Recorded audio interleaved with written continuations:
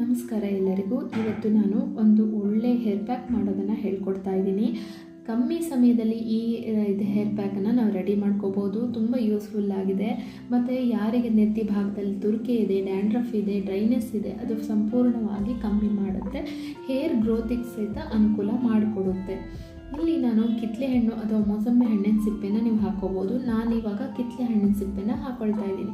ಲಿಂಬುವನ್ನು ಬಳಸ್ಲಿಕ್ಕೆ ಹೋಗಬೇಡಿ, ಲಿಂಬು ಸಿಪ್ಪೆಯನ್ನು ಬಳಸ್ಲಿಕ್ಕೆ ಹೋಗಬೇಡಿ. ಇಲ್ಲಿ ಅಕ್ಕಿ ತೊಗೊಂಡಿನಿ, ಅನ್ಪಾಲಿಶ್ಡ್ ಅಕ್ಕಿ 2-3 ತಾಸುಗಳ ಕಾಲ ನೆನೆಸಿಟ್ಟಿದ್ದೀನಿ. 3 ಸ್ಪೂನ್ ಆಗುವಷ್ಟು ಅಕ್ಕಿ ಇದೆ. ಇದನ್ನು ಕೂಡ ನಾನೇನು ಮಾಡ್ತೀನಿ, ಆ ಪಾತ್ರೆಗೆ ಹಾಕೊಳ್ತಾ ಇದ್ದೀನಿ. ಚೆನ್ನಾಗಿ ಕುದಿಬೇಕು, ಇದರಲ್ಲಿರುವ ರಸ ಬಿಡ್ತಾ ಹೋಗಬೇಕು.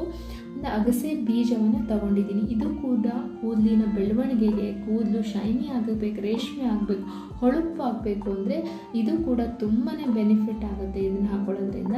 ಅದನ್ನು ಸಹಿತ ಹಾಕ್ಕೊಳ್ತಾ ಇದ್ದೀನಿ. ಇದನ್ನು ನೆನೆಸ್ಬಿಟ್ಟು ಹಾಕೋಬೋದು, ಇಲ್ಲ ಹಾಗೆ ಹಾಕೋಬೋದು. ನೀವು ಚೆನ್ನಾಗಿ ಕುದಿಸ್ಕೋಬೇಕಾಗತ್ತೆ. ಇದರಲ್ಲಿರುವಂಥ ಅಂಶ ಎಲ್ಲ ನೀರಿನೊಳಗೆ ಹೋಗಿ ಲೋಳೆ ಅಂಶ ಬಿಟ್ಕೋಬೇಕು.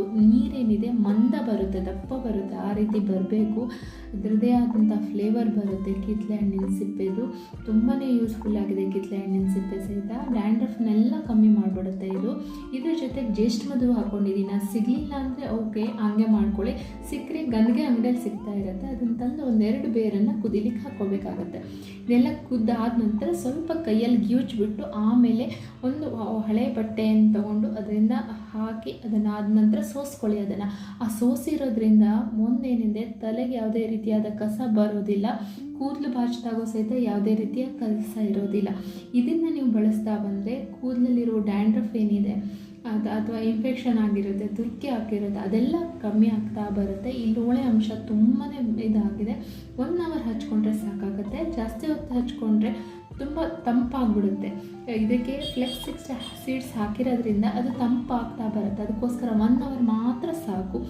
ಈ ರೆಮಿಡಿ ಏನಿದೆ ತುಂಬಾ ಯೂಸ್ಫುಲ್ ಆಗಿದೆ. ಹೇರ್ ಗ್ರೋತ್ ಸಹಿತ ತುಂಬಾ ಚೆನ್ನಾಗಿ ಬರುತ್ತೆ. ಇದನ್ನು ಹಚ್ಕೊಂಡ್ಬಿಟ್ಟು 1 ತಾಸು ಬಿಟ್ಟು ಸ್ನಾನ ಮಾಡಿಬಿಡಿ.